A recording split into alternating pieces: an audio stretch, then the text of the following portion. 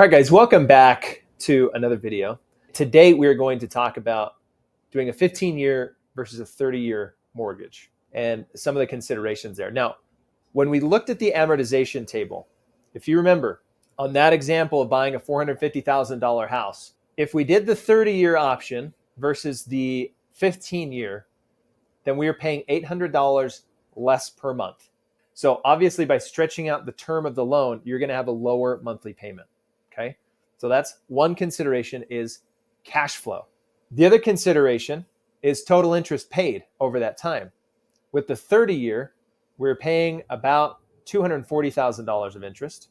With the 15-year, we were paying, I think it was around $60,000 of interest. Okay, that's a monumental difference over those time periods. Okay, so total interest paid, it's still a cost you are incurring, and it's kind of hidden. We don't really see it, but it's an actual cost to having a mortgage. Okay, so understanding what our monthly cash flow is and how that works into our plan, and then also understanding the overall cost into the mortgage. So one of the most important principles here in my mind when it comes to this is how long you'll be in the home and liquidity. Like I said, if you're going to be in the home for a long time with the same mortgage, then maybe you do the 30-year, maybe it makes more sense because you have lower cash flow. That means more money to invest. If you're going to be there a short amount of time, then maybe a 15-year mortgage makes more sense because you're paying a lot more towards your equity. And when you sell, you're going to have a lot more value versus the amount that you're paying in interest. Okay, so how long you'll be in the home matters when you're kind of thinking through this.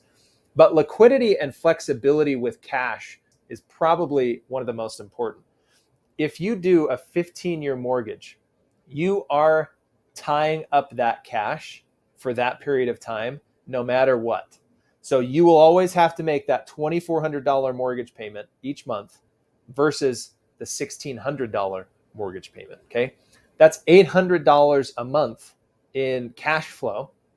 And in the year, that's almost $10,000 worth of cash flow in the year that you have already tied up and committed if you do the 15-year versus on the 30, you have an extra 10 to play with.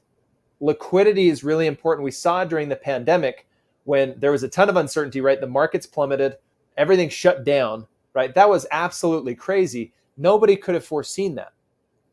Nobody could have foreseen the impact on our society and on our economy.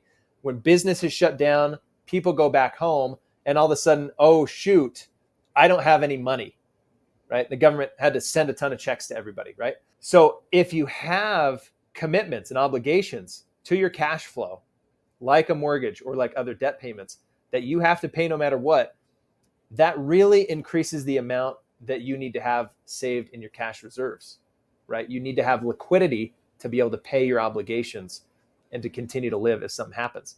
So if you have lower cash flow obligations each month, that frees up more liquidity to be able to save and put away in cash or invest so that if something crazy happens, you can always pull from that, okay?